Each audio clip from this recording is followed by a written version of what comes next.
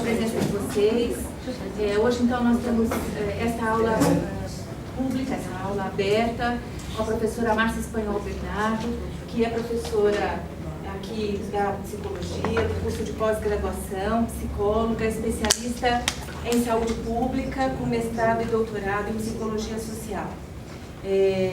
Esta aula pública é uma promoção conjunta entre o SESC, que é o Centro de Estudos Sindicais e do Trabalho, é uma escola de formação política e sindical nacional, e a APROPUC, que é a Associação dos Professores da PUC de Campinas. Que é Então, gente, quando a Lili falou para eu esse tema, né, da questão da saúde dos trabalhadores, e a gente discutiu e pensar essa temática no contexto atual. O Edmilson esteve aqui no primeiro semestre, né, falando da reforma previdenciária, a sala estava lotada, né, e hoje tem menos gente, a gente vai vendo também como é que está a questão do peso que as pessoas estão dando para as reformas, né, como as pessoas não se identificam, parece, também, com a questão da reforma trabalhista, né, que não se respeita muito das vezes a elas, né, acho eu, fiquei pensando nisso, né, eu fiquei com matemática. Eu sei que também o Edmilson chama mais atenção, também, que vem de fora, mas assim, acho que é uma questão importante para a gente pensar. Então, só antes de falar da reforma em si, eu pensei em trazer um pouquinho do que é a saúde do trabalhador. Acho que alguns aqui já sabem do que eu estou falando, outros não, mas só para dar uma situada. Então, saúde do trabalhador, quando a gente está falando de saúde do trabalhador, o que a gente está falando? A gente está falando de um campo que a gente chama de campo teórico-prático. Que ele é teórico por quê? Porque ele se fundamenta, ele tem toda uma fundamentação teórica na medicina social latino-americana, que é a medicina social, que compreende o processo de saúde e doença, né, como processo e não como oposições, né, e considerando as questões sociais. Então, o processo biopsíquico está determinado pelo social. Né, bem resumidamente, tem toda uma discussão teórica a respeito disso, mas para dar uma situada nessa questão. E prático, na medida que ele se insere também na prática na saúde pública. Né? Então, a saúde do trabalhador, ela surge aqui no Brasil na década de 80, que foi o período de ressurgimento. Está com alguma coisa de interferência, calma. Assim, tá. Surge aqui no Brasil na década de 80, justamente no período pós-ditadura, né, com o ressurgimento também do movimento sindical, do movimento sanitário. A Constituição Federal, ela foi incluída nas atividades do SUS, então faz parte, né, na Constituição já, depois na Lei Orgânica da Saúde, a saúde do trabalhador está incluída. Né, e o que se propõe? Né, o que é a saúde do trabalhador? O que as pessoas mais me falaram durante a minha vida, eu tenho mais de 20 anos de experiência na área de saúde do trabalhador, e muitas vezes o que eu ouvi é assim, mas trabalhadores somos todos nós. Que diferença? Por que tem que ter um lugar para atender? Por que tem uma coisa específica para trabalhador? Então, o que se quer ver? Assim, a questão de como o trabalho pode influenciar a saúde das pessoas. Né? Então, é a relação do trabalho com a saúde, que é fundamental da perspectiva da saúde do trabalhador. Né? Então, numa perspectiva, numa visão contra-hegemônica, né, que vem da tradição do Brasil. O Brasil já tinha, desde os anos...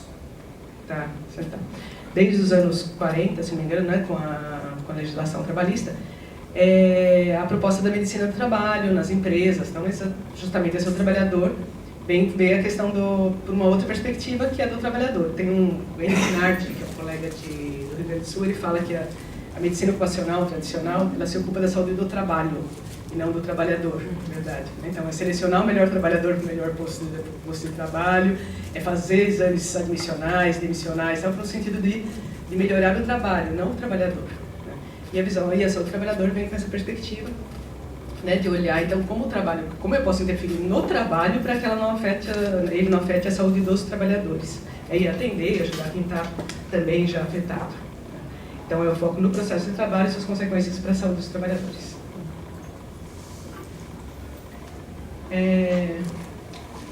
Então, chegando nas reformas. Eu acho que eu não sei o quanto todo mundo tem acompanhado aqui, eu estava relendo agora, lendo, não relendo, porque eu fui acompanhando meio picado, né, um pouco das reformas, do que foi feito, do que foi colocado, mas acho que uma coisa que a gente cansou de ouvir bastante na imprensa, na mídia, né, foi as razões, né, apresentadas para ser uma reforma. Então, a primeira ideia de reforma. Se a gente faz, acho que a ideia de... se a gente pensa numa reforma na nossa casa, ninguém vai reformar para piorar, né? Então, a própria ideia de reforma vem na ideia de você pegar alguma coisa que tem para melhorá-la, né? Não para piorá-la. Então, eu ponho sempre entre aspas, quando eu falo reformas, porque acho que ela tem toda uma questão aí que já é ideológica no próprio uso do termo, né? Então, você está reformando no sentido de que vão melhorar, né? Assim, isso está implícito, né? Então, vamos falar de reforma e não uma mudança na legislação. Então, acho que tem toda uma questão aí do discurso, né? Que não é à toa. Qual outra razão que a gente ouve bastante, né? Então, assegurar a liberdade, aliás, a principal razão, né? Modernizar as leis do país. Não sei se vocês prestam atenção quando tem alguma declaração, ou do presidente, ou dos políticos, quando estão falando dessas reformas, a palavra modernizar aparece em todas as falas, todas. Você pode falar, então, modernizar, eles incluem essa palavra nas suas falas, assim, todas as vezes. Raramente não aparece a palavra modernizar nas falas, não é à toa. Eles têm um treino, eles fazem isso, eles sabem que estão falando isso, né? Então, a ideia é de você modernizar alguma coisa que está atrasada, né? Porque a nossa legislação trabalhista é da década de 40, né? Tem toda lá a CLT muito antiga, o mundo do trabalho mudou muito, então você tem que modernizar essa legislação, né? Não pode ficar vivendo com legislação daquele tempo, né? Outra razão, assegurar a liberdade individual, né? Não ter intervenção do Estado, porque aí no Brasil tem uma questão da insegurança jurídica, né? Que as empresas, segurança jurídica para quem, né? Então, que as empresas nunca conseguem fazer as coisas, porque sempre tem um monte de ação, um monte de coisa, e que não se consegue, de fato, implementar as coisas no país, né?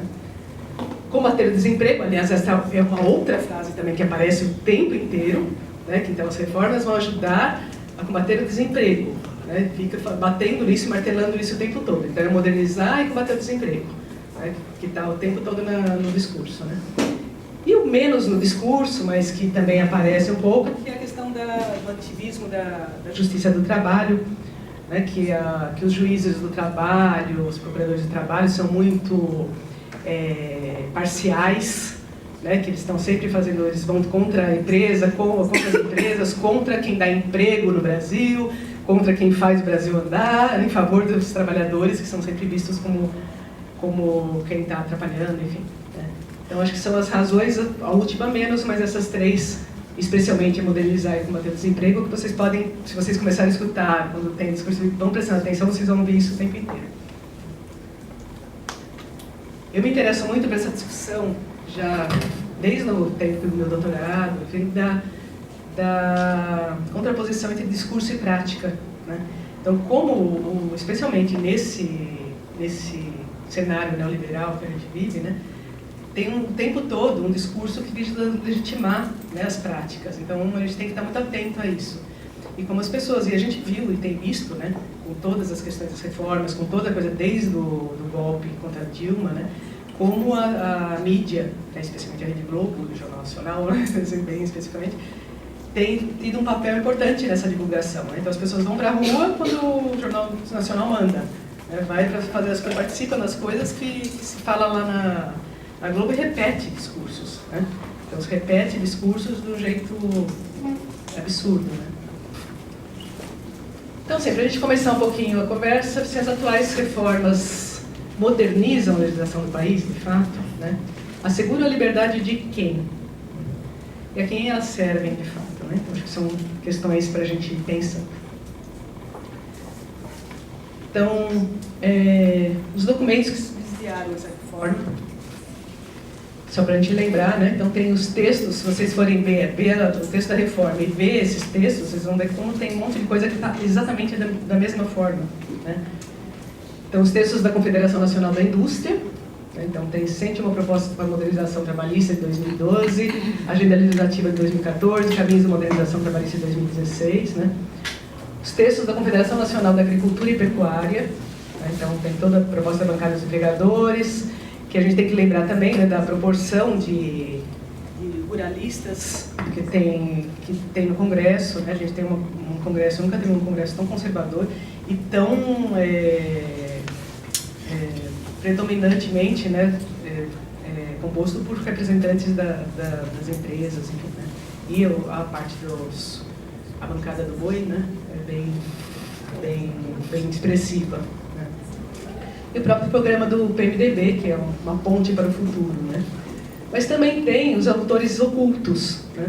No sábado teve um debate num grupo que a Lili faz parte, que eu às vezes vou lá e teve uma colega que apresentou, e ela fala eu até ia colocar aqui, mas não, nem deu tempo, de quem são os autores ocultos e como foi isso. Então ela tem um levantamento de um jornal, não lembro qual que era, do Economist, se não me engano, um jornal que nem é brasileiro, de quem escreveu de fato as propostas, né? Então 35% das propostas foram escritas por lobistas das grandes empresas, da agricultura, né, dos bancos.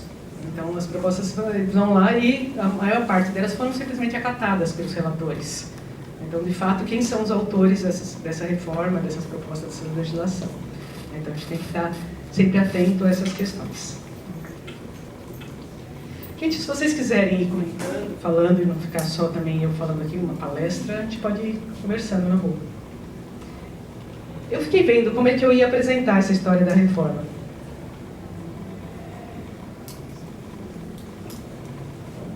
E eu fiz uma coisa que eu não gosto muito, mas de fazer uma apresentação com bastante texto, porque acho que nada melhor do que a gente ler, né, as coisas para ver o que de fato tem. Então eu usei como textos base um texto síntese do DIEESE e um dossiê do CESIT, que é o Centro de Estudos Sindicais e do Trabalho, isso, da Unicamp, que é da Faculdade de Economia da Unicamp.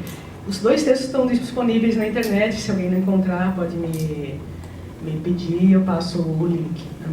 Então, a partir desses textos, são textos que analisaram a proposta da reforma, né, da legislação, eu fui pegando e montando a apresentação. Então, eu fui levantando pontos para a gente ir pensando junto, né, para vocês conhecerem, porque apesar de se falar bastante da reforma, pouco a gente sabe, de fato, do conteúdo dela. A gente sabe de algumas coisas, alguns pontos. Então, se discutiu bastante a questão das mulheres grávidas trabalharem no local de risco, mas não se discutiu várias outras coisas. Então, achei que era importante trazer. Então, desculpem se ficar maçante, se ficar vocês param, mas a gente vai falando. Então, questões mais gerais. Ela dificulta o acesso à justiça do trabalho, porque ela estipula, por exemplo, entre outras coisas, cobrança de perícias até para trabalhadores de baixa renda. Então, todo trabalhador que quiser entrar na justiça contra o seu empregador vai ter que pagar a perícia, a própria perícia. Mas isso não vai ser fornecido pelo Estado, né? Restringe a intervenção na justiça do trabalho nos resultados das negociações coletivas, pelo princípio da intervenção mínima do Estado na autonomia da vontade coletiva. A vontade coletiva está grifado ali. Então, todas as decisões que forem sendo tomadas nos acordos coletivos, a Justiça do Trabalho tem muito pouco poder de interferir. Então, é o famoso, que eu vou falar mais para frente, do acordado sobre o legislado. Então, tudo que for feito de acordo entre os trabalhadores ou os sindicatos, né, e as empresas, a Justiça do Trabalho não tem como interferir. Isso nunca foi, né, sempre foi o contrário, né? A lei, aliás, há quem diga e tem se contestado isso, que isso é inconstitucional, né? A lei tem toda uma hierarquização, né, na nossa Constituição mesmo. Então, essa é muito interessante. Ele impõe multa ao litigante de má-fé, o que pode prejudicar o recurso da justiça para garantia de direito sonegado, né, em especial quando o valor da causa for alto. Então, o que é o litigante de má-fé? Eu vou lá, eu acho que o meu empregador está me afetando de alguma forma, eu acho que ele está fazendo alguma coisa não legal, né, ilegal. Eu entro com uma ação na justiça e a empresa fala que não, ele está agindo de má-fé, ele está querendo prejudicar a empresa e tal. Se o juiz assim entender, né, a pessoa vai ter que pagar multa. Então, o trabalhador, além de ele perder a causa, ele vai ter que pagar multa. Então, é para pensar várias vezes, né, antes de entrar com uma ação. Eu vou entrar com uma ação, aí depois eu entro com isso. Quem são os juízes que julgam, né? Normalmente o juiz também vem de uma outra classe social, está num outro contexto, enfim. Então, são pequenas coisas que a gente vai vendo que como está ali para restringir direito. né, que parece assim, você passa ali no meio, né, uma coisa de leve, que está ali, né. Custos judiciais para o trabalhador que faltar à audiência. Então, o trabalhador não foi na audiência, ele vai ter que pagar. Mas tem muito mais garantia para as empresas, caso elas faltem. Então, é uma coisa totalmente desproporcional, né. Em relação às condições de trabalho e as novas formas de contratação, né? Então, cria contrato intermitente. Então, o trabalhador será remunerado somente pelas horas que efetivamente trabalhou e ainda que tenha permanecido à disposição por mais tempo. Então, eu posso contratar alguém e por contrato intermitente, e a pessoa tem que estar, eu posso precisar dela de manhã, tarde, noite, fim de semana, etc. Então, ela está à disposição minha esse tempo, e na lei atual, o meu contrato de trabalho é o tempo que está na minha carteira de trabalho. Então, se meu empregador me contrata por 40 horas e ele vai precisar de mim 4 horas, né, ou 20 horas na semana, ele vai me pagar por 40. Agora não. Eu estou à disposição da empresa, ela me chama a hora que quiser, mas eu não recebo pelas horas que eu não estiver trabalhando, só pela hora que eu estiver efetivamente trabalhando. Então, e a pessoa não pode fazer nada na vida porque não sabe que horas vai trabalhar ou não. Né? O teletrabalho, né, que é trabalho com computador em casa, né, e que fica excluída das regras da CLT sobre jornada de trabalho. Então, atualmente, quando tem trabalho ainda fora do local, então a empresa tem responsabilidades, trabalho doméstico e tal. E agora não, né? Ficar fora ela não tem nada a ver. Se a pessoa quiser trabalhar 50 horas, né, 20 horas no dia, o problema dela. Né? O empregador não tem nada a ver com isso. Não tem como controlar, porque em casa, se ela tem todas as desculpas. Né? Aquilo que eu já falei, né, que acho que todo mundo já ouviu falar, das trabalhadoras gestantes, lactantes que podem trabalhar em áreas insalubres, isso é expressamente proibido na atual legislação. Né? E eu estava conversando com a Lili, até comentando do debate que teve lá em São Paulo, de um colega lá da Fundacentro, né, lembrando disso. Já na atual legislação já era um problema, porque às vezes a mulher está grávida e não sabe. Né? E o início da gravidez é onde mais afeta, né, a formação do feto, e ela pode estar trabalhando num lugar de insalubre, e até saber já pode ter algum efeito. Né? Agora, independente disso, né? Ela pode ficar lá a gestação inteira, o empregador vai ficar lá, isso foi uma coisa que foi debatida, foi mal visto e tal, que o Temer prometeu que se o Senado aprovasse da forma que estava, ele ia fazer uma medida provisória para rever isso, né? Não fez nada, ele pediu para fazer, né? Porque todo mundo já esqueceu e fica com isso mesmo. Márcia, sem contar que essa mulher faz o movimento sozinha. É ela que tem que ir ao médico, o médico atesta, ela entrega para o empregador. Ela fica sozinha nesse processo para poder... Né? E é uma coisa que... Isso está no texto do CESIT até, né? Então ela vai ter que estar autorizada com o atestado médico, e ele fala o que vai falar, que não afeta apenas a trabalhadora, mas os recém-nascidos e mesmo os futuros seres humanos, né? É um padrão totalmente predatório da força de trabalho. É que antes mesmo do nascimento as pessoas já estão sendo exploradas, né? Já estão sendo afetadas pelo trabalho. Vejam só, né? E possibilita a prorrogação de jornada de trabalho em locais insalubres. Antes, para fazer isso, tinha que ter uma autorização expressa do Ministério do Trabalho, não precisa mais. Muito cansativo, gente? Continua. Isso são alguns pontos, né? Teve um documento que andou circulando pela internet que tinha assim, 120 pontos, né, que afetam os trabalhadores nas reformas, né? Tem outro que tem 300 pontos, tem várias coisas. Quando eu falo, aliás, eu não estou falando aqui só desta reforma que foi aprovada agora, né? Tem também em março, né, que teve a lei da terceirização, né? Tem várias coisas, e várias leizinhas que são aprovadas na calada da noite que a gente nem fica sabendo, né? Então, teve uma também que apareceu os próprios canais de televisão, acho que acharam que aí já é demais, vamos dar um tempo, né? Mas que ficou naquele, esqueci o nome do deputado, mas um cara que, por acaso, é o presidente da bancada ruralista, né, no Congresso. Não lembro o nome dele. Mas ele fez uma proposta que o trabalhador rural não precisaria receber salário em dinheiro, né? Ele poderia receber em bens, né, em comida, moradia, não sei o que. Isso é a legalização do trabalho escravo, né, gente? Assim, é descaradamente isso, né? Aí teve uma reação grande e tal da mídia, né? E ele voltou atrás e retirou o projeto. Né? Mas vamos vendo isso. Isso era uma lei que estava fora da reforma, né? Então vai lá, eles aprova, quando a gente vê, foi aprovada uma coisa que a gente não sabe nada. Então quem tem feito levantamentos dessas legislações, dessas leis que têm sido aprovadas na calada da noite, né? E tem muita coisa, né? A gente não consegue acompanhar. Então, olha, parcelamento de férias pode ser em até 3 períodos, atualmente é em 2, né? 30 dias. Depois, só um deles não pode ser, tem que ter pelo menos 2 semanas consecutivas, mas você pode fazer 2 semanas, depois mais uma. Então, toda a questão do descanso, a gente está falando de saúde do trabalhador, né? A questão do descanso, né? A gente sabe muito bem que em algumas atividades, os professores que estão aqui sabem muito bem que a primeira semana a gente está totalmente acelerado, né? A gente demora para se desligar do que está fazendo e tal. Aí passou aquela semana, você já tem que voltar. Quando você começa a pensar em se desligar, você já tem que voltar, né? Então, o que é? Né? Essas coisas todas podem ser negociadas entre trabalhador e empresa. Agora a gente pode imaginar o que é, que poder de negociação que tem o trabalhador numa época que tem o nível de desemprego que a gente tem. Então, outra questão, cria um conceito genérico de dano extrapatrimonial. Então, isso pode contemplar para o trabalhador a questão do assédio moral, mas também pode ter uma penalização em ações individuais ou coletivas quando o trabalhador compromete a imagem da empresa. Então, ele não fez nada efetivamente contra o patrimônio da empresa, mas ele fez contra a imagem da empresa. Então, ele pode ser processado por isso, pode sofrer sanções por isso.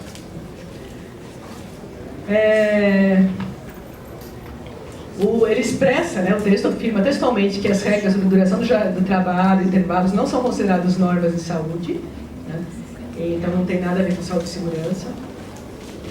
E aí, por isso, permite, então, por meio de acordo coletivo, a redução do intervalo intra-jornada. Então você pode almoçar em meia hora, se você for um trabalhador de contrato de 8 horas, ou em 15 minutos e 6, né? E tá tudo certo, né? Teve também, não sei se vocês viram um videozinho que também ficou circulando, como eu estou nessa área, a gente ficava circulando entre as pessoas que estão... Alguém vai fechar a porta, por favor?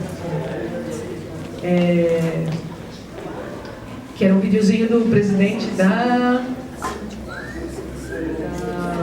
Federação, da Fiesp, se não me engano, né? Falando que aqui no Brasil, assim, tipo, não lembro exatamente como ele falava, mas o trabalhador é muito folgado, né? Que lá nos Estados Unidos, que aí sempre fica aquela ideia nos Estados Unidos, né? O trabalhador está operando a máquina com uma mão e está comendo com a outra. Né? Não precisa ficar parando, né? Para almoçar, essas coisas assim, essas frescuras que a gente tem. Né? Então essa é um pouco a ideia. Então a gente chega lá ainda, né? Por enquanto é só meia hora, daqui a pouco já diminui e já chegamos lá, né? Próximo já fica isso.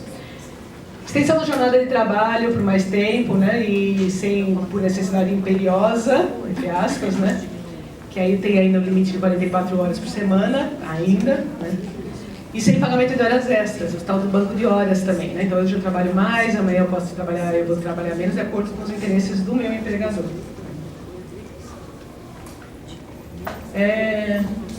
Especificamente com as normas de saúde e segurança. Então, ele altera as normas, né, como eu falei, várias coisas, os parâmetros protetivos, né, enquadramento da insalubridade, por exemplo, né, que e a prorrogação da jornada, são decisões que são decisões técnicas, né, não mudei em algumas áreas, como das gestantes, etc. Então, passa a ser podem ocorrer por meio de negociação coletiva. Então, você tem uma negociação coletiva numa determinada categoria e isso passa a valer, né? Então, as condições que seriam técnicas, né, que um lugar, por exemplo, que tem um grau máximo de insalubridade, pode ser que se define no acordo coletivo que não tem insalubridade nenhuma, ou que tem mínimo, né, e aí está tudo certo, porque quem vai decidir é o coletivo, né? Então, como é que se pode decidir? Tem toda uma coisa de medição, você vai ver numa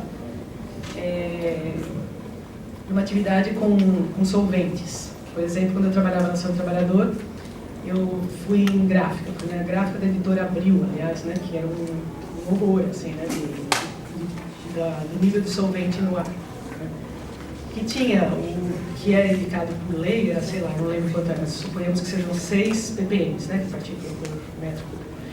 E lá tinha 600, era um negócio absurdo, assim, né, milhares de vezes, centenas de vezes mais do que é o permitido pela lei. E isso na década de 90. E eles, agora se o sindicato concordar, e o sindicato fizer um acordo coletivo, isso não, ali deixa de ser insalubre, né? Não tem nenhum problema, já sana todos os problemas a partir do acordo coletivo. Então é uma coisa que não tem o menor sentido. Outra questão, né, ainda também, o trabalhador vai ter responsabilidade pela higienização da sua roupa do trabalho. Né? Então, a gente, professores, a gente vem com a nossa roupa normal, da aula, vai para casa, tudo certo. Né? Agora, se eu trabalho num posto de gasolina, eu trabalho ali com benzeno, com os combustíveis, né, que tem muitos níveis de benzeno, ou numa empresa como essa que eu estou falando, né? Então, ele vai levar para casa o uniforme, para ser lavado em casa e para voltar para o trabalho, né? Então, assim, além de contaminar o próprio trabalhador, né, você exporta esse risco para fora, para a família, né? Você imagina uma casa que tem a criança e tal, e a mulher lavando a roupa do marido na frente com as crianças por perto. Né? Então, são pequenas coisas, parecem bobinhas, né? Assim, o trabalhador toma conta do seu uniforme, o que tem de mais? Né? Mas aí, se a gente para e pensa, né? Nas situações concretas, tal, que podem acontecer, o que é de fato, o que significa isso de fato.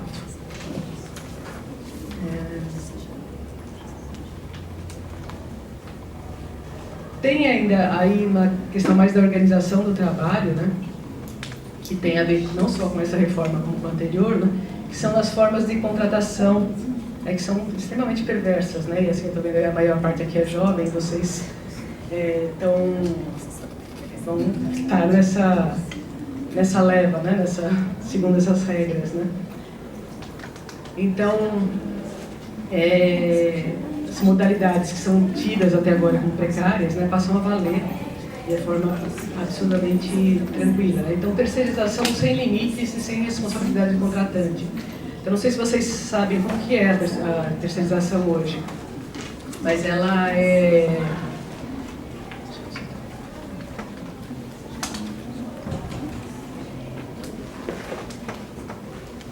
A empresa só pode terceirizar, na legislação atual, na passada, né, porque agora já atual é essa, um serviço que só pode ser terceirizar atividades que não sejam atividades fins. Né? Então, a PUC, por exemplo, não pode terceirizar a contratação do professor, mas ela pode terceirizar a limpeza. Então, eu lembro que nas montadoras a discussão era: a atividade da montadora é montar carro. Então, montar o motor é atividade fim ou atividade meio?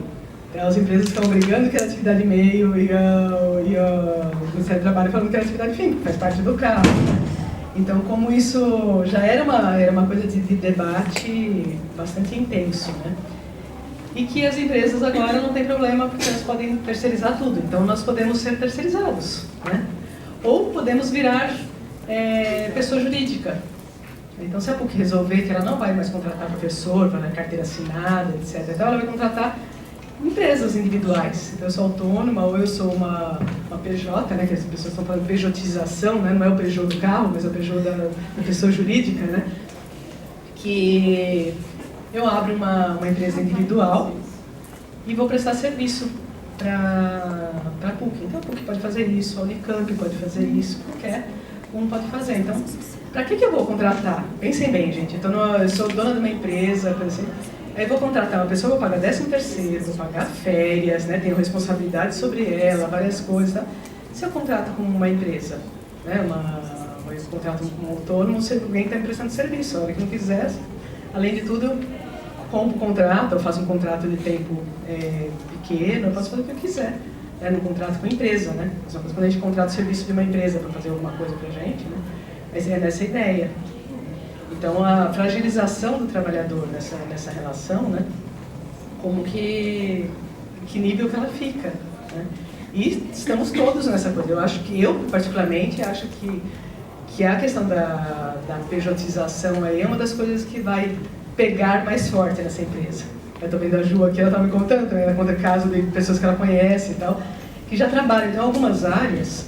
Eu estou falando da área de propaganda, né, marketing e tal, jornalismo, TI, né, tecnologia de informação, né, são áreas que já tradicionalmente as pessoas trabalham como pessoa jurídica. E o que acontece? É ilegal. Então a pessoa vai lá, ela tem que... Porque quando você... Na legislação antiga, né? Se você vai e você tem responsabilidade de chegar num determinado horário, cumprir as atividades que são designadas pelo seu empregador, né, por quem está te contratando, você tem horário, etc. Então você não é autônomo, você é empregado. Então, quando as pessoas eram contratadas de uma outra forma que não fosse como empregado, você entrava na Justiça do Trabalho, aí aqueles juízes lá que são tidos como militantes, como pró-trabalhador, etc. e tal, né, mas que estavam, na verdade, cumprindo a lei, né, eles davam um ganho de causa para os trabalhadores. Você prova que você tem um vínculo de trabalho, né, que você não é uma pessoa jurídica, você não é um autônomo. Mas em algumas áreas isso tem uma tradição, né, no Brasil. E são as áreas, normalmente, são áreas fechadas. Então, nessas áreas de propaganda e marketing, de tecnologia da informação e sei lá quais outras, né, todo mundo se conhece. Então a pessoa ela é contratada dessa forma e fica quieta, porque se ela processar a empresa, nenhuma outra contrata. Porque são poucas empresas, elas se conhecem, então você está ali naquele ramo, todo mundo sabe que isso funciona dessa forma, mas tem uma questão extremamente precarizada, né? Mas em geral essas pessoas nessas áreas ainda ganham altos salários, então acha que isso aqui é moderno também, etc. Então, e acaba não fazendo, né? Faz previdência privada e acha que pode dispensar o INSS, enfim. Então isso já tinha uma tradição em algumas áreas, né, e agora ela pode ser ampliada para qualquer uma. Né, e essas pessoas que estavam nessa situação, as empresas ainda corriam o risco de ser processadas, ainda que a pessoa também corresse o risco de ter que sair e mudar de área, né, agora essas empresas estão tranquilas, podem fazer isso. Então, no lugar de uma empresa, quem vai contratar a gente? Né? Só uma empresa muito burra, né?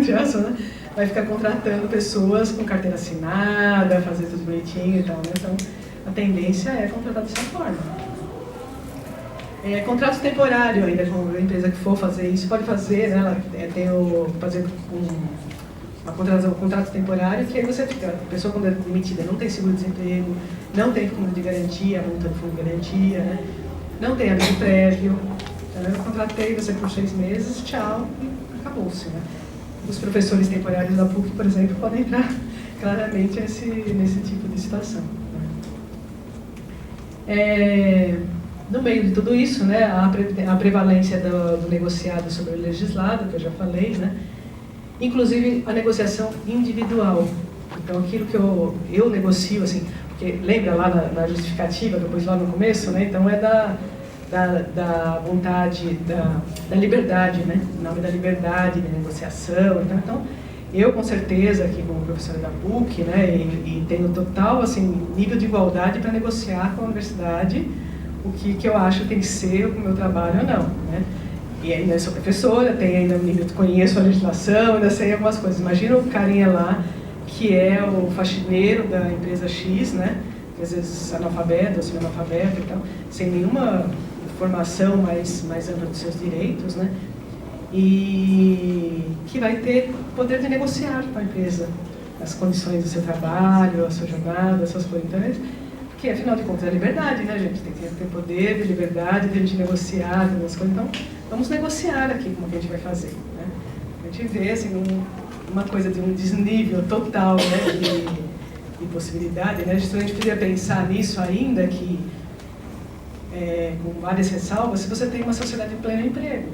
Né? Então, se você tem uma sociedade que tem emprego sobrando, né?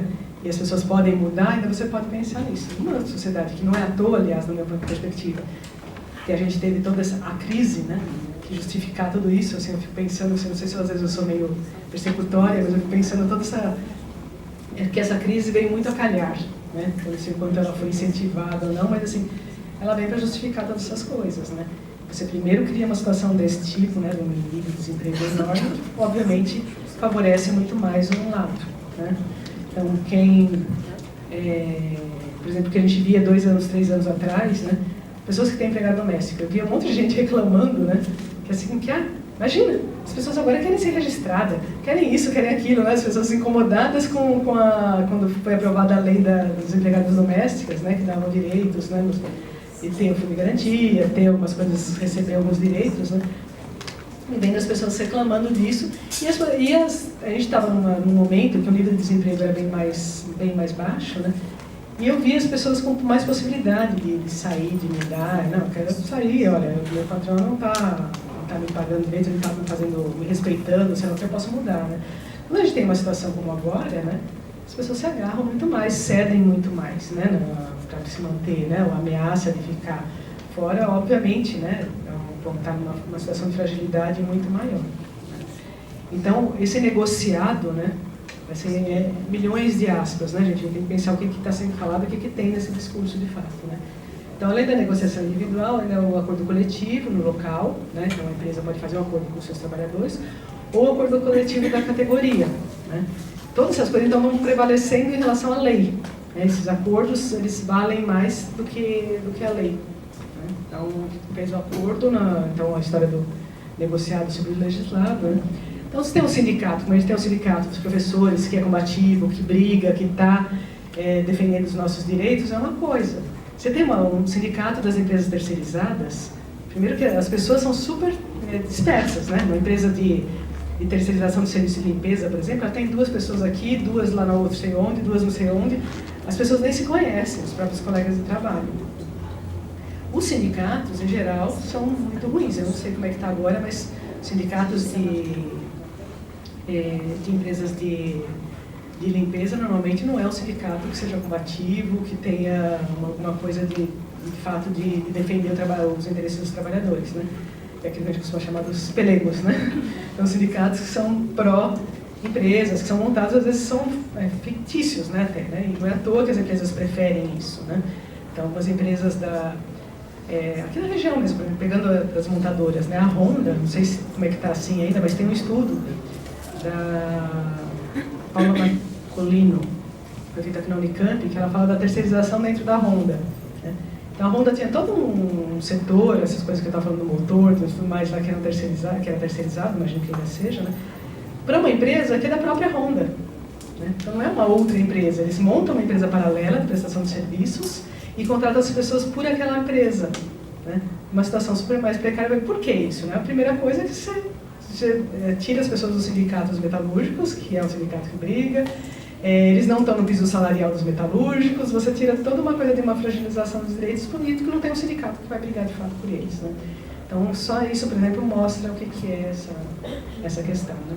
Mas, Márcia, isso também é o que acontece há algum tempo já, por exemplo, em universidades públicas. A Unicamp tem a fundação, a Fundap, que é um jeito de ela... Funcamp, desculpa. De ela ter um funcionário para a empresa sem ser funcionário público. Isso há anos, que foi um jeito, há anos dentro desse modelo neoliberal. Mas isso agora, isso é no órgão público, não é nem nas empresas privadas. E não foi a Unicamp, foram as públicas, que elas fizeram isso para não ter mais funcionário público. Então, essa a tendência é piorar, mas isso já tem um desenho antigo, né? Isso que você falou da Honda, por isso que eu lembrei da Unicamp, que isso é no setor público, que é pior ainda, né? Que é pior ainda, né? Só fazer uma colocação, a Funcamp, nós representamos a Funcamp. Nós somos sindicato de empregados de agentes autônomos do comércio, entre as categorias que a gente representa são 13, representamos Funcamp, inclusive tem 2 trabalhadores da Funcamp aqui. É assim, realmente existe há mais de 20 anos a fundação dentro da Unicamp justamente para isso. O governo do estado não abre concursos públicos, criaram-se a fundação para tentar amenizar o impacto ainda da questão do concurso. Só que assim, depende muito, eu vou falar do que a gente faz, tá? Depende muito da atuação do sindicato. Lá, as coisas já melhoraram e muito. Eles podem dar o depoimento deles aí. Porque antigamente, por exemplo, os trabalhadores Funcamp só podiam comer no bandejão, enquanto os trabalhadores da Unicamp tinham a opção de comer no bandejão e ter o vale alimentação.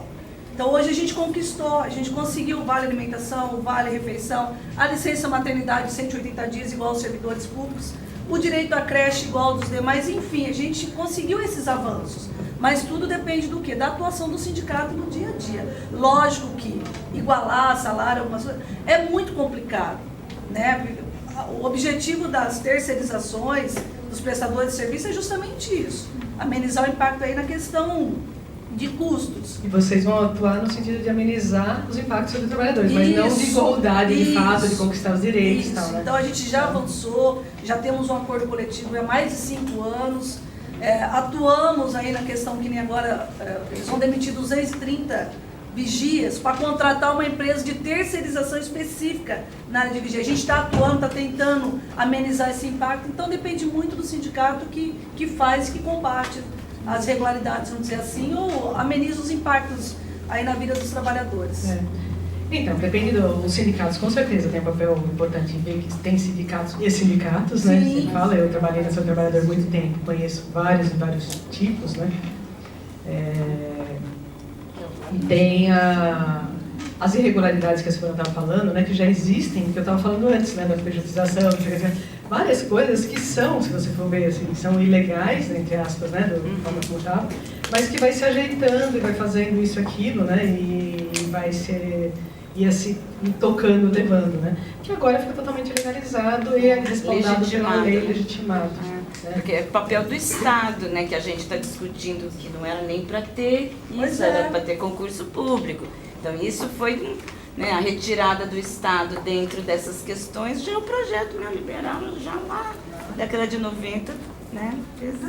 Tem um tempão, né? Tem várias coisas aí, mas eles podem radicalizar e fazer isso, começar a contratar as pessoas como pessoa jurídica, fundação que nada, né? É que agora legitimou, quer dizer, agora só daqui para frente piora, vamos dizer assim. Mas é verdade. Então tem várias coisas, né? E acho que o que é mais importante nessa questão da negociação que eu estou falando é isso, né? Assim, da correlação de forças, né? Então quem tem, em que momento, como é que está essa correlação de forças? Os sindicatos agora, com essa legislação, eu nem coloquei isso aqui porque era o foco na saúde do trabalhador, mas tem vários pontos na reforma que atacam diretamente os sindicatos, né? Então a atuação do sindicato vai ser muito infragilizada. Se vocês quiserem depois falar um pouco mais disso, que eu não fui a fundo, né, ver essa questão, mas enfraquece toda a atuação também, a própria representação sindical. Então é no sentido de enfraquecer mesmo os trabalhadores, né. E quando eu estava olhando a apresentação lá da Lucical, que foi no sábado, né, que foi na discussão, ela lembra, né, que tudo isso está embutido numa proposta que é do modelo neoliberal, né, que a senhora falou, eu lembrei disso, né, que tem várias questões. Então ocupar os lugares de poder, não é à toa, né, que se tira a Dilma com todas as críticas que possa ter a ela ou não, né, para colocar essas pessoas que estão lá, né, que têm acusações muito, muito mais graves do que a dela, que continuam lá e vão ficar, né, se amplia, se vota, né, essas coisas dessa forma. Então ocupar esses lugares, criar legislações, né, que flexibilizam, que dão segurança jurídica para as empresas poderem investir no país, crescer, etc. E também uma outra questão que é importante, que cria uma proposta de criar novas, de interferir nas questões subjetivas, né, nos processos de subjetivação mesmo das pessoas, né. Então você criar um modelo de pessoa que acha que isso é normal, né. Então já vem disso, né, já vem há muito tempo nessa discussão, assim, no meu, quando eu fiz doutorado, já há mais de 10 anos, eu discutia isso, né, como o contexto, né, do modelo atual, que é o modelo de organização do trabalho, mais proletista, enfim, ele tem um modelo de trabalhador, que é um modelo que é integrado na empresa, que é aquele que acha que é normal você ter um monte de meta inatingível para atender e correr, que acha que é normal dar cotovelada no colega e ficar concorrendo com ele, em vez de ter uma coisa de grupo, né, de identificar quem é de fato, né, o meu antagonista, o meu opositor, né. Então isso já vem, é um modelo que só está se ampliando agora. Então não é à toa que as pessoas não vão para a rua, né? Você vai criando, e eu falei no começo, né, o próprio papel da mídia em relação a isso, né? Então você vai criando um modelo de pessoas, de uma naturalização dessas coisas, todo mundo acha que é normal, está fazendo, é normal, então não para e não pega para si. Então a questão da previdência, que eu estava falando aqui no começo, acho que as pessoas têm sentido mais como sendo um problema seu. E a reforma trabalhista parece que é sempre coisa do outro, né? As pessoas não se identificam, né? Acho que principalmente classe média, não se identificam como trabalhador, né? Então, trabalhador é o cara lá da fábrica, o operário, eu não sou trabalhador, né? Então, uma coisa de não identificação disso como um problema seu e um problema coletivo. Então, as pessoas estão de um jeito absolutamente passivo, né, em relação a isso. Com essa coisa. Na verdade, isso é um discurso, é interessante quando a gente participar de um movimento, porque existe um discurso em que os próprios, principalmente essa questão do trabalhador, né, o próprio trabalhador não se considerar trabalhador, então o trabalhador é o problema, não sou eu. É interessante porque existe um discurso de algumas pessoas que eles entendem da seguinte forma: ok, mas o meu contrato ele não vai poder ser mexido, porque eu estou na lei antiga. Ok, correto. Só que eu vou te mandar agora. Então a pessoa não consegue fazer o mínimo de reflexão possível. E aí quando você fala isso, você fala exatamente o que você está falando, só que você vai se mandar embora. E aí você vai estar no contrato novo. Então a pessoa não consegue refletir, de certa forma, minimamente falando, sobre essas questões dos impactos. Então isso é muito sério que você está falando. E a gente acaba vendo que isso está acontecendo demais. Então eu não me considero trabalhadora, eu não me vejo nessa reforma, porque eu tenho um vínculo seletista, de certa forma eu estou seguro. Não me vejo nessa reforma, mas ok. E a partir de agora você vai começar a ver. E outra questão também, que é da influência que você comentou, só para frisar, é a influência da mídia. Eu não vejo, por exemplo, esses dias, por exemplo, eu liguei o Google, eu estava passando como que faz um omelete de um jeito rápido, para as pessoas que têm a vida. Então, assim, é uma coisa que não faz sentido, entendeu? Então, não se vê isso, não se fala disso. Talvez a reforma, é o que você falou, eu pensei muito sobre isso. Talvez a reforma trabalhista, assim, peraí.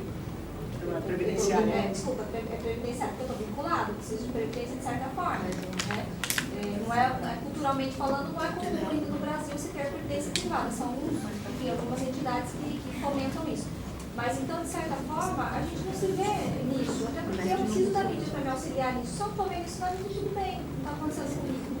Então, é uma falta de reflexão do próprio trabalhador. Então, por exemplo, você falou de um movimento contrário que acontece nas redes, que são a divulgação de 120 pontos em que vão prejudicar o trabalhador. Circula. Então, circula o contrário. Por exemplo, eu tenho um movimento MBL, né? Que eles divulgam várias coisas. Então, o MBL esses dias divulgou para mim algumas páginas do Facebook, assim, como está hoje? Você é obrigado a pagar sindicato. Como ficará amanhã? Você não será obrigado a pagar sindicato. Só ver? É uma coisa, até de certa forma emburrecido isso. E como é que você, né, tem 300 pontos da reforma que vão contra o trabalhador, como é que você fala só da questão do sindicato? É o que você falou, tem muitos órgãos sindicais que infelizmente não deveriam ser chamados de órgãos sindicais. Mas a gente tem muito sindicato que trabalha. E ok, tudo bem, o sindicato vai ficar lá, não vai receber o valor que você desconta na data básica dos colaboradores, mas e aí? Qual que é o impacto disso? Você não vai ter uma rescisão homologada, você não vai ter respaldo sindical mais, a não ser que você seja filiado ao sindicato. Será que a gente está entendendo? Né? Então, essa coisa de... também, eu acho que você está trazendo, que é interessante também, uma argumentação sempre no nível econômico. Né? O que me irrita profundamente quando alguém fala que no Brasil se paga muito imposto. Né? No Brasil se paga muito imposto, porque tem impostômetro, etc. Então, e só discute coisa de baixar imposto. Primeiro que eu já vi várias discussões que não é bem assim, né? Você é da área de economia, né? Então deve saber explicar melhor isso, né? Mas além de tudo, né, assim, ninguém fala que olha, a gente paga muito imposto, a gente tem que exigir serviços de qualidade condizentes com esse imposto que a gente paga. Né? Não é isso que se discute. O SUS está um caos. Mas aqui a gente paga muito imposto, né? Assim, as coisas são totalmente esquizofrênicas, né? As pessoas falam uma coisa, daqui a pouco ela fala uma coisa oposta e não fala isso. Eu estava vindo, na hora que eu estava vindo para cá, eu liguei o rádio da CBN, que é outra, né? Também que tem essas coisas. E estava rodando e passou na CBN e peguei o final de uma reportagem que eu não vi exatamente o que era, mas falava dos índices de vulnerabilidade social. Não sei se alguém viu isso. Que aumentou muito, em São Paulo aumentou 20%, não sei onde aumentou, mas eu não sei do que era que eles estão falando, não sei, eu peguei bem no finalzinho só esses números, mas me chamou a atenção, né, assim, poxa, tinha a ver com a nossa discussão hoje, se eu tivesse ouvido a reportagem inteira, né, mas as pessoas não associam com isso. Então, uma das coisas que esse tipo de reforma, esse tipo de ação tem, é um aumento da desigualdade social, né, que no Brasil já é absurdo. Né, então, a gente já tem uma classe média pequenininha, né, que, como muitos falam, a classe média, ela defende os ricos porque ela sonha em ser rico, né? E não se identifica com os pobres, não quer saber de pobre, porque ela quer ficar bem longe daquilo para não ser confundido com, né? Então, e a gente tem essa classe média medíocre, né, que reproduz o discurso. E a... Nossa, eu me perdi o que eu ia falar. Então, esse tipo de discurso econômico, né? Então, a questão do impostômetro e tudo mais, né? Então, a gente discute isso, não se discute o que se quer, né? O que o Estado brasileiro tem que fazer? A gente paga imposto suficiente, o imposto que a gente paga é suficiente para a gente ter saúde, segurança, etc. Tal, se não é, né? Então a gente vai brigar por isso, né? Vai ter que aumentar imposto, vai ter que usar bem esse imposto, para que está usando, né? Para que não está usando, etc. Não tem essa discussão, né? A gente não tem essa discussão social. Né? Tem toda essa coisa do Estado mínimo, do favorecimento. Acho que fica muito claro. O que eu escrevi um texto que vai sair no livro da Abrapso, né? Do Encontro Nacional, da Associação de Psicologia Social. E eu falei um pouco disso, né, dessa... Nossa, hoje eu estou me perdendo, mas fala uma coisa. Dessa coisa que vai se colocando, né, desse discurso, dessa forma de que a gente está, né, de ficar reproduzindo suas coisas, né, e como que vai... como que vai ser de fato, né, em relação a isso, que sociedade que a gente está vivendo, né? E esse papel da classe média, essa discussão, né? Então, que nem você estava falando, reforçando a questão da mídia, que eu acho que é um absurdo, né? O Globo News, é insuportável, né? Ver qualquer coisa desses, especialmente da Globo, mas todos os outros, né? Sim, eu acho que a gente tem que ampliar o debate, porque assim, a gente está num momento que dá a sensação que a gente está tendo um rebaixamento da consciência política. E a mídia social, quando você entra no Facebook, você tem a sensação de que o MBL está dominando, né? Mas por quê? Quem são os seus amigos? São de classe média, né? Então tem esse lugar que a gente olha, né? E aí eu fico pensando, assim, da gente fazer uma leitura mais macro, né? A gente acabou de ver cair um governo que tinha como premissa de governo a conciliação de classe, né? Ninguém mais fortaleceu o banco e a indústria nesse país do que o governo Lula. E ninguém mais, assim, contribuiu para a não formação da consciência política do que esse governo também. Porque quando a gente tem um oposto, quando eu tenho o PSDB no governo, eu sei que eu vou para o lado contrário. Quando eu tenho um governo que, até há pouco tempo, ele representava alguns anseios que eu tinha, ele me deixa confusa, né? Então, assim, a gente viu que os sindicatos, a própria questão dos sindicatos, a CUT, que é a maior central trabalhista hoje, né, fez vários acordos, país afora, para reduzir danos, uma política de redução de danos e não de enfrentamento ao capital, né? Então eu penso assim, que nesse momento, essa reforma, a mídia, a Globo, é a mesma Globo da década de 80 que fez toda aquela atrocidade, que está falando naquele documentário, né, além do Estadão Cândido. Ela continua com a mesma postura, né? O Temer, o PMDB, toda essa quadrilha que está no governo hoje. Então, assim, eu fico sempre pensando qual que é a estratégia diante de uma reforma tão dura, de perda de direitos, e que ela representa esse ideário neoliberal que vem vigorando, que inclusive conseguiu se enfiar dentro do campo da esquerda e fazer gestão nos últimos tempos, né? E aí volta muito para mim, assim, aquela história do conceito da luta de classes mesmo, né? Da gente voltar a ler esse referencial e pensar aonde que a gente vai politizar. Então, por exemplo, a gente vai até o sindicato, as bases do sindicato, falar com os trabalhadores, porque não são os meus amigos de classe média, ou às vezes até alguns alunos, eles vão conseguir se aprofundar nessa densidade, eles vão continuar reproduzindo o discurso, vão continuar nessa coisa meio, né? E aí eu penso, assim, que é onde que a gente vai buscar resistir mesmo, assim, extremamente angustiante ver o texto da reforma, ter consciência do que ele representa, né? A gente da área do trabalho, saúde do trabalhador, a gente sabe como as pessoas morrem, o Brasil tem um trabalho escravo até hoje, né? Mas eu fico pensando assim, quais os caminhos, com quem que a gente vai conversar, com quem que a gente vai construir o enfrentamento para essa coisa da reforma. No sábado eu estava lá ouvindo a Ciclão falar, e aí eu li um texto que eu recebi, que é uma carta da Mercedes-Benz falando com os trabalhadores que estão em greve nas semáforos, né? E o texto dela fantástico o texto, né? Vocês têm que ter liberdade de ir e vir. O sindicato está aqui fechando a porta da fábrica. O sindicato desrespeita a individualidade, o poder de decisão, né? Vocês podem aderir à greve, mas vocês têm que ter... Então, assim, como assim você pode aderir? Tá bom, depende do meu emprego. Eu vou parar lá na porta e vou falar, não vou entrar, vou fazer piquete na porta da fábrica. Não vou, né? A compreensão do piquete não é um processo histórico, de formação. Então, assim, a gente tem preocupado com isso e pensado formas de resistir e aonde resistir. Né? Acho que isso é muito bem importante. O que eu ia falar aquela hora que eu estava falando do texto que eu escrevi, que eu esqueci, não lembrei agora, é justamente isso. O que eu tenho visto, né, que eu tenho falado, é que se antes tinha uma coisa meio nebulosa e coisa assim, não, vou para cá e vou para lá e tal, hoje a gente tem uma situação em que está escancarada os conflitos de interesse. Né? Então, os conflitos estão muito escancarados. Né? Então, o desmontar esse discursinho da liberdade disso aqui é muito mais fácil agora do que era antes. Né?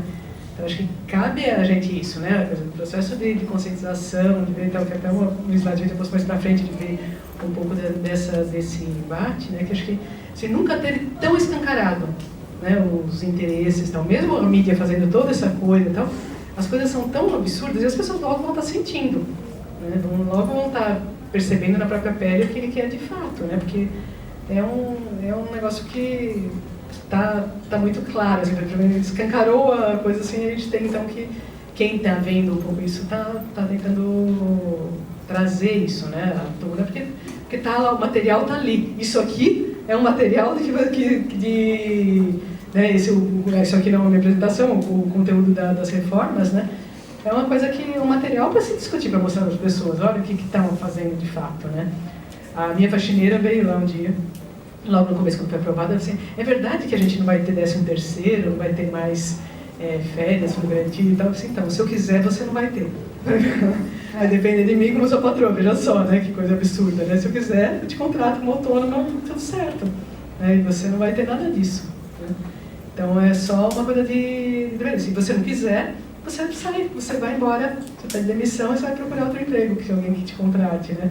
Então eu brincando com ela, mostrando como é que é a situação absurda, né? Como que a gente vai vivenciando. Então isso está muito claro, né? Está muito escancarado e acho que isso tem que ser trazido à tona, né? Essa coisa porque o discurso de legitimação é muito frágil, muito mais frágil agora, o discurso, né, neoliberal, do que era 10, 20 anos atrás, né, aqui no Brasil, porque está muito mais declarado. Assim, a ganância, me parece, assim, uma coisa, a pressa em mudar as coisas, né? Mas eu acho que essa é uma questão importante, assim, mostrar isso, né? Como está. Porque o conflito de classes, assim, quem lê o Marx e tal, e lê agora, você vai ver assim, está descarado. Né? Então, uma coisa assim, muito clara, assim, a quem interessa, né? Quando eu pus aqui no programa, quem interessa essa reforma de fato, quem ganha com isso. Né? Então, certamente não somos nós. Então, acho que isso dá para mostrar e dá para usar, né? Para mostrar para as pessoas. Gente, deixa eu ir. Só terminando, a gente acaba de conversar, já falta pouca coisa. Olha, em relação à saúde do trabalhador, então, o CESIT, né, levantou alguns pontos, acho que tem eles mais, né, mas óbvios que vai acontecer com esse tipo de coisa. Então, aumento de acidentes de trabalho e doenças ocupacionais, né, então, que tem a questão da jornada, você sabe, por exemplo, que acidente de trabalho em jornadas mais longas, eles são mais comuns, né, você tem toda essa questão que eu estava falando dos lugares insalubres, etc, e tal, isso aqui. Então, isso com certeza vai ter um aumento, provavelmente não nas estatísticas, né? Porque as pessoas não vão ser mais trabalhadores, vão ser pessoas jurídicas, isso aqui, as estatísticas do INSS provavelmente vão baixar, né? Mas as pessoas vão estar mais adoecidas. Márcia, acidente de percurso também.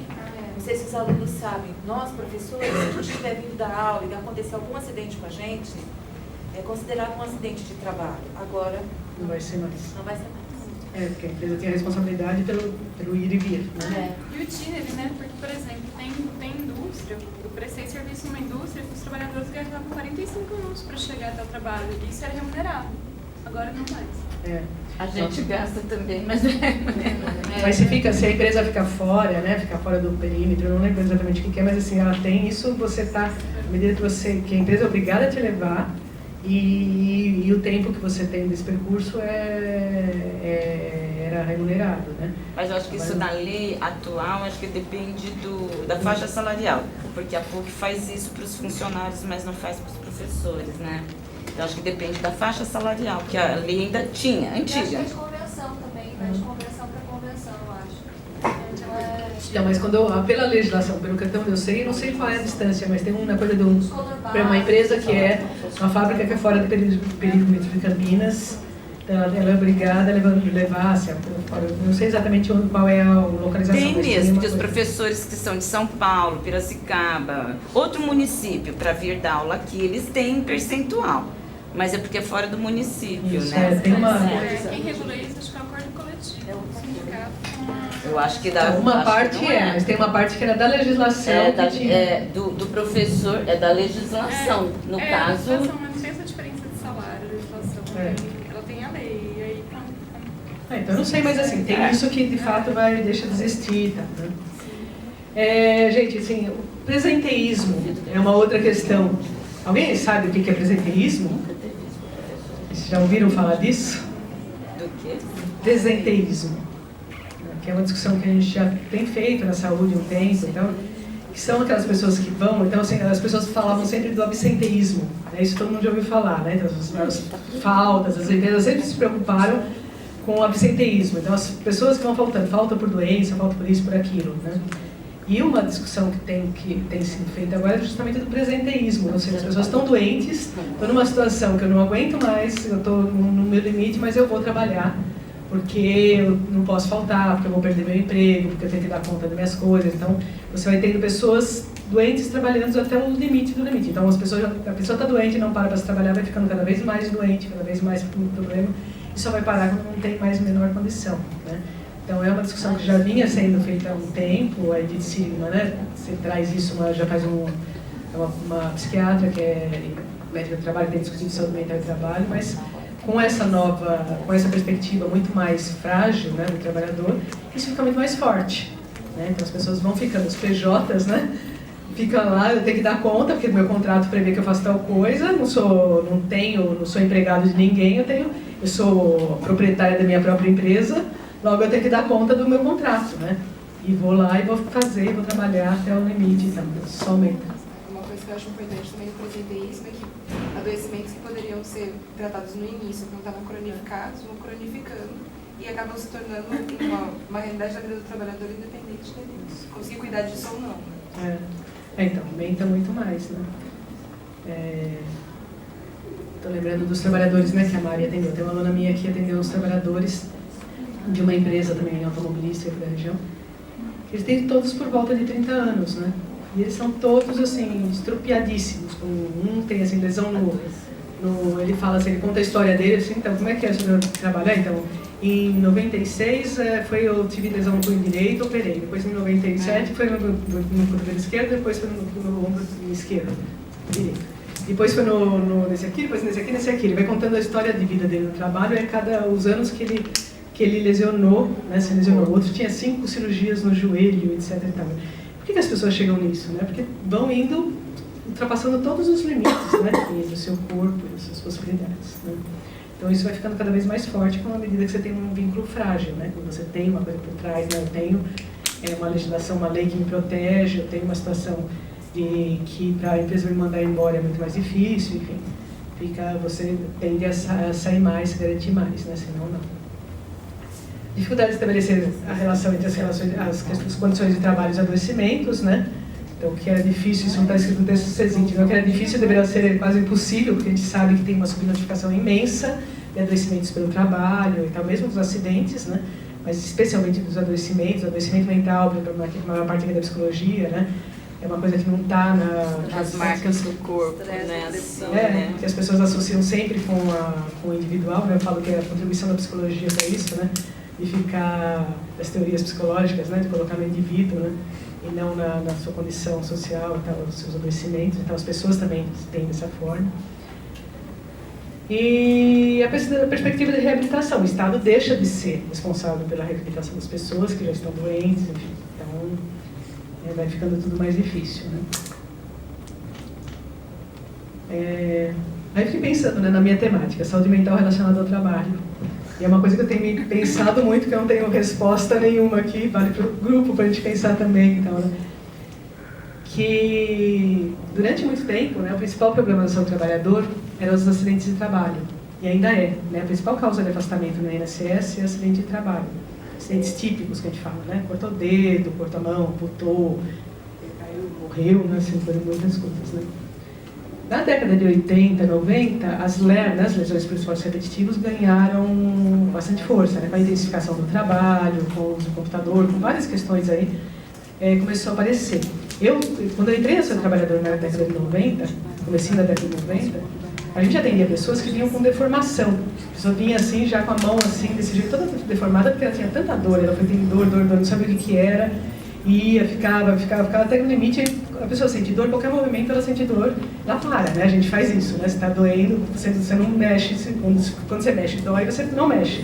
Aí se você não mexe, aquilo vai ficando mais enrijecido, mais dolorido, né? E quando você mexe vai doer mais e vai ficando uma coisa que deforma. Né? Algumas pessoas deformam. Então, eu tenho N relatos de pessoas em situações mais absurdas, né?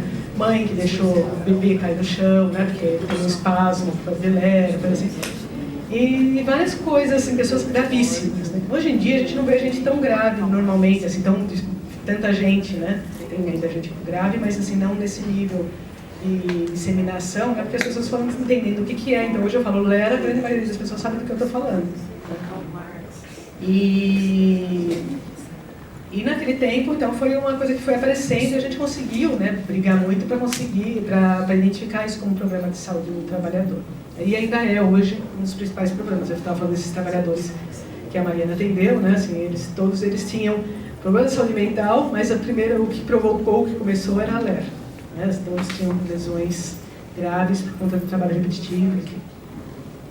Nas últimas décadas, né, a gente tem observado em muitos países, e no Brasil também, né, um aumento dos problemas mentais relacionados ao trabalho, né, os agravos da saúde mental, que tem aparecido no Brasil hoje, nas estatísticas do INSS, é a terceira causa de afastamento, né, primeiro é acidentes, depois a LER, depois os problemas mentais, acidentes de trabalho. Né.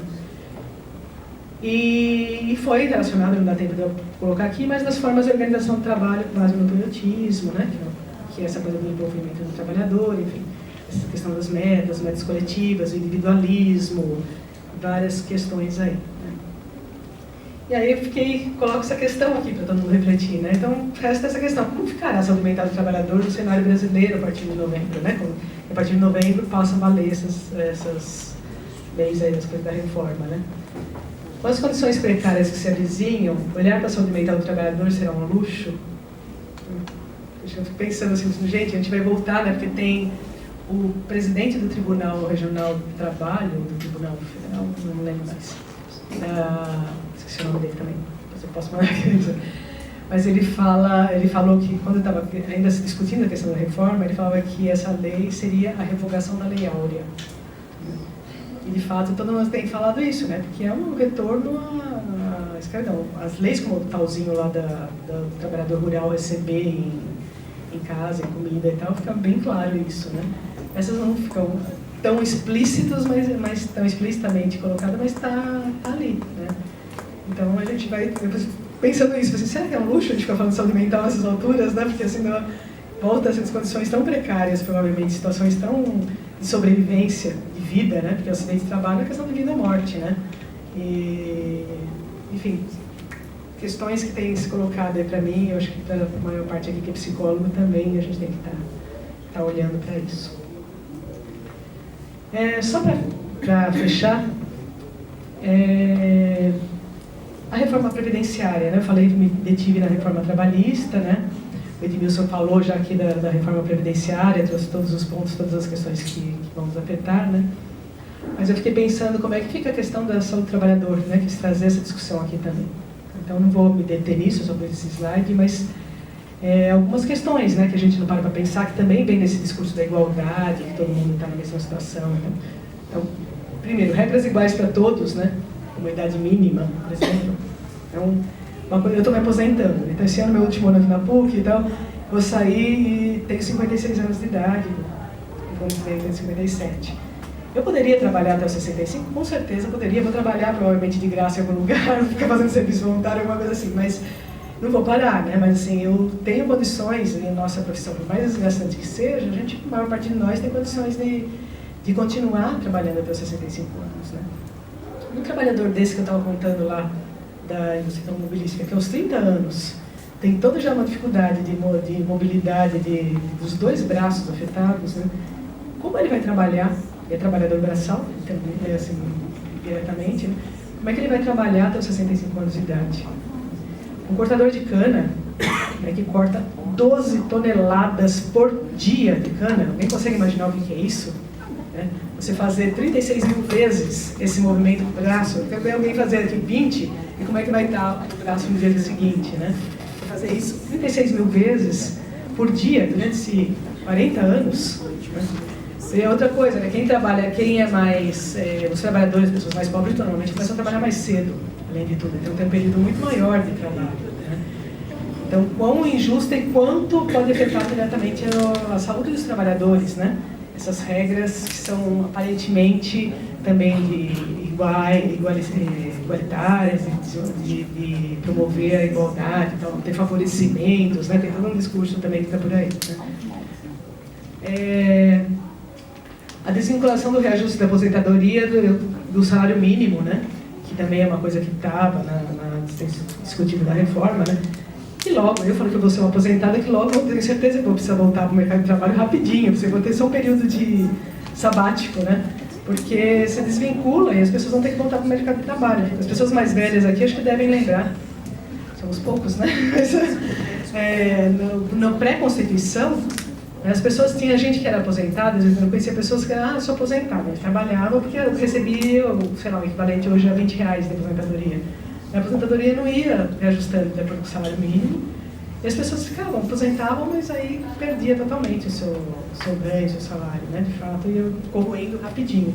Isso vai certamente acontecer, né, e as pessoas vão ter que voltar, e aí, então além de ter os 65 anos, etc., então provavelmente vai ter gente com 85, 90, 100 trabalhando, como já tem, né? Mas vai ter muito mais, né, para ter todo mundo. Tá? Então vai ter certamente maior exclusão, maior precarização, né, e mais problemas de saúde do trabalhador. Bom, e um pouquinho do que a gente estava falando, que a Ana estava lembrando, né, que assim, a necessidade de... Eu tinha posto uma coisinha aqui nesse slide, ele ficou... Não tá, eu tinha posto reação entre parênteses, né, então, não está adaptando, porque a gente tem que ter a necessidade, na verdade, de ação, de fazer alguma coisa em relação a isso, né? E de reagir e agir, né? Para que as coisas não fiquem piores. A reação é sempre muito mais difícil do que a ação, né? Já foram acontecendo, então a gente tem que reconquistar direitos. E eu, lembrando essa coisa, né, que nenhum desses direitos que ainda são precários, são insuficientes no Brasil, então tudo que a gente conseguiu conquistar no Brasil em termos de legislação trabalhista ainda estava muito longe do que deveria ser, né? Então a gente tinha ainda uma deficiência muito grande e a gente perde, né? Então a gente está perdendo. Então, só lembrando que esses direitos não foram dados por ninguém, né? Eles são algo de muita luta. Todos os direitos, né, que a gente tem, os direitos sociais, foram sempre conquistados por lutas sociais, lutas dos trabalhadores, lutas dos sindicatos, lutas dos movimentos sociais, né? A gente sempre lembrando disso e a gente tem que repensar isso e reativar essa forma, né, de lidar, porque senão a gente vai ser tratorado, né? Não dá para deixar dessa forma. Gente, o que eu tinha pensado era isso. Se alguém quiser a referência dos documentos, as coisas eu passo, né, e que eu não deu tempo de colocar no slide. E era isso, a gente pode abrir o debate, a gente tem 15 minutos, se alguém quiser continuar a conversa. Que a Ana falou que eu acho bem interessante. Você falou das maneiras, né? Como é que a gente vai fazer isso numa crescente que a gente está agora, inclusive de classe média, de companheiros da classe média que somos nós e ter essas ideias, né? Eu achei bem interessante isso que você colocou. E até uma coisa que eu queria falar é dessa questão, porque assim, lá atrás, historicamente falando, fez parte dos movimentos, né, de ação, algumas instituições acadêmicas. Então a gente teve muito movimento acadêmico fazendo parte desses movimentos de trabalhadores, né, que federaram os trabalhadores. Isso, movimentos estudantis.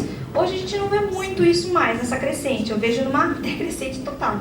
Então, o que acontece? Eu acho que a gente que, de certa forma, está vinculado ao ensino superior, enfim, dos públicos, mas os particulares, de certa forma, né, o nosso foco, eu acho que a gente tem que fomentar mais essas discussões a nível acadêmico. Porque o que acontece? Por exemplo, quando eu fiz psicologia lá, que não faz tanto tempo, foi em 2015, eu terminei, o meu curso, ele tinha um viés mais social. Então, a gente discutia muito essas questões, né? Porque, claro, dentro de um público aí de 100 alunos, é óbvio que você vai encontrar resistência de algumas formas, mas é interessante, né? Até para você ter informações para trabalhar. Então, só que assim, lá atrás a gente discutia isso. Só que nas minhas disciplinas, ainda eu tinha algumas disciplinas em que, por exemplo, psicologia social, a gente discutia lá atrás como que era. Então, lá na época de Ford, de Taylor, a gente discutia que a psicologia antigamente era lá formada só, as pessoas escolhiam as pessoas certas para trabalhar no lugar certo. Então, coisas que eu acho que não estão ultrapassadas, a gente tem que focar isso, porque é o intuito da disciplina. Mas tá, e agora? Né? Por exemplo, com um viés desse, em novembro a gente vai mudar algumas questões. Como é que a gente vai fazer daqui para frente? Será que não é culpa nossa também, que a gente está deixando de fomentar dentro do movimento acadêmico, dos movimentos estudantis? Então, acho que de repente isso seria uma coisa para a gente pensar. Porque eu não vejo como era antigamente os movimentos, de certa forma, mais agrupados, mais reunidos. Hoje, eu não sei, eu não vejo mais isso. Eu vejo que tem uma questão muito diferencial aí, né? Acho que tem a ver com essa coisa também dessa formação de subjetividades, né? Será que é a melhor palavra, né? Mas assim, que tem com essa nova proposta. Então, do individualismo, né? Do não olhar para o coletivo, né? Que é uma coisa que está no ambiente de trabalho social, né? Então, novas formas de relação, né? As coisas, tem várias questões aí que eu acho que tem que se voltar, certamente. O movimento estudantil uma coisa, né? O movimento o SUS, por exemplo, eu sempre falo isso ali, o SUS surgiu pelo movimento dos movimentos de saúde, mas pelo movimento sanitário, né? Os movimentos dos profissionais de saúde, né? Que fomos lá, eu era profissional de saúde naquela época, brigar por isso, né? E a gente tinha vários movimentos sociais, de fato, né? Que precisam ser reativados. A gente precisa, acho que usar, o que eu acho que é o caminho, né? Que eu tenho pelo menos pensar. É desmascarar o discurso que está muito, assim, tênue. Está muito fácil desmascarar agora, né? Em outros momentos, não é tão fácil. Agora está muito fácil, né, desmascarar. Então, o que eu coloquei aqui é basicamente coisas que estão como está na lei, né? Se alguém lê aquilo lá, se explica, né? Como assim, né? Então, acho que tem que ser ativado. Eu queria fazer um destaque para o tema mesmo que a gente veio aqui conversar com a Márcia. Que, assim, na nova conjuntura, o que eu acho, estou entendendo que vai acontecer, é que pior do que a saúde mental ser uma discussão luxuosa, é que ela vai estar centrada no trabalhador. Porque hoje já se sabe que a doença do século é a depressão. E não falando de saúde do trabalhador, está doendo. Qual é o mal, né, que atinge as pessoas? A depressão ultimamente. No trabalho, tem sido sucessivamente motivos, né, de afastamento, enfim. E como ela não está no corpo como uma amputação, não está ligado ao maquinário, a máquina que não tem condições de manutenção, a tendência é as empresas, as fábricas, se isentarem da responsabilização sobre esse adoecimento. Já né? Não, vai piorar. Não, isso que eu digo, a tendência, isso sendo cada vez mais... Os próprios colegas. Sim. Tá depressiva. Isso. Tem problema. Então, eu estou dizendo isso porque eu acho que isso, particularmente a gente da psicologia, a gente discute isso mais facilmente, né? Mas eu acho que isso tem que ser uma discussão mais geral na sociedade civil.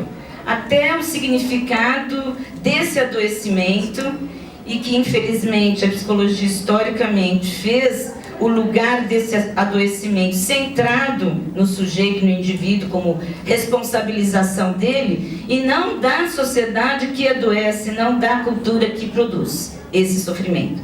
E agora, as condições de trabalho que ainda priorizam e precarizam não só as condições de trabalho, mas de vida, né? Você não tem mais tempo nenhum, porque agora você é funcionário tempo integral, né?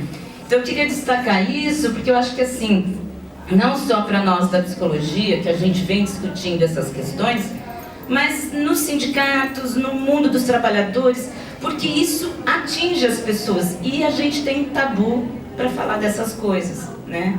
E aí a gente tem que falar da não responsabilização do indivíduo nisso, quer dizer, você não é um mal que você traz por você consigo, não foi você que produziu isso em si mesmo, né? Eu acho que essas questões a gente tem que ir discutindo. Eu acho que assim, nós inclusive da área de saúde, de psicologia, saúde psicológica, a gente tem um papel, acho que importante nisso também, mas eu não acho que é só de quem é dessa área, né? É verdade. Uma coisa que a gente está fazendo aqui na PUC, né, conversando a discutir com o pessoal da clínica, nessa reestruturação da clínica, né? Serviço de psicologia. Do serviço de psicologia, da ex-clínica, a atenção a essa questão, né? Que assim, a psicologia tradicionalmente não olha mesmo para isso e a gente reproduz isso, né? No nosso atendimento aqui, a gente discute isso num lugar e depois quando vai na nossa situação clínica ou na clínica aqui ou no clínica particular, qualquer coisa, você não olha para isso, né? Então acho que é uma questão que eu sempre falo isso também mesmo, que a psicologia contribuiu muito ao longo do tempo para individualizar isso, colocar, né, na pessoa, né, e tirar as condições sociais, históricas que determinam o adoecimento ou não, né? E o trabalho é um deles e um dos talvez mais importantes, né? Aqui quando você perdeu um dedo, todo mundo fica da fábrica e tal. Agora quando você está deprimido, é porque você não, né, é teu. Fica aquela coisa, é problema seu. Não, já tem desde os trabalhadores de LER, por exemplo. Eu lembro que um drama dos trabalhadores quando eu atendi era assim, a pessoa pega o ônibus, ele não aguenta ficar em pé segurando, o ônibus está cheio. Tem a cadeira para deficiente, ele senta, as pessoas olham o cara não é deficiente. 30 anos sentado na cadeira de deficiente, que folgado, hein? Né? Porque assim, é sempre um sofrimento, que é uma coisa que todos os problemas que não são visíveis, né? Então não é à toa que as empresas investiram, as grandes empresas hoje investiram muito mais na questão da prevenção de acidentes de trabalho, porque afeta a imagem da empresa, né? Socialmente, assim, nossa, morreu um cara, não sei onde, assim, foi empresa assim, morreu um cara, tinha um liquidificador de papel, assim, o cara caiu lá dentro, né? De fazer reciclagem de papel, tem coisas assim absurdas, isso, né? Uma grande empresa, né, teve uma morte, algo assim, é muito ruim na imagem. Essas coisas, né, sempre não são visíveis. E a saúde mental ainda é, pelas tradições teóricas, tal, da psicologia especialmente, uma coisa que é atribuída ao hospital. A pessoa que é frágil, a pessoa que tem problema familiar, que tem isso, que tem aquilo, e não é a condição dele de vida.